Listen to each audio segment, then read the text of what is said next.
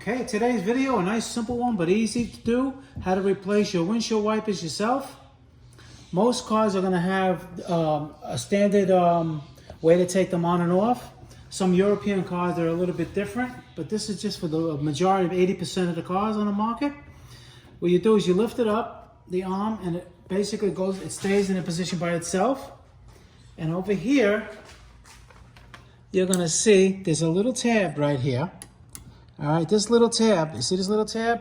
Either you get it with a screwdriver, or in this case, it's easy to grab with the finger, and you push down on it, and you take the wiper blade and you push, and it comes right out. You don't want this to slam on the windshield, so it's easy to just let it go like that, okay? And you see how this looks?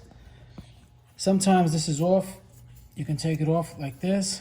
Usually they come with this piece on. Like I said, this is the style that's 80%. You see, it usually comes with this piece that's already on, and you snap it into position like that. And now it comes with other ones, like I said. But like I said, this is for rare models. Some BMW, some Volvos may have this type, and it has little instructions in there how to do these. But like I just said, okay? So you lift it back up. All right, now, okay, so you take the new one, and you see this hook? It's gonna wrap around in here, right? Like this. You see that? And then you just push it up until it locks. Well, it's supposed to clip in. This one didn't clip in 100%. But let's just, yeah, okay, it clipped in, see? And that's it.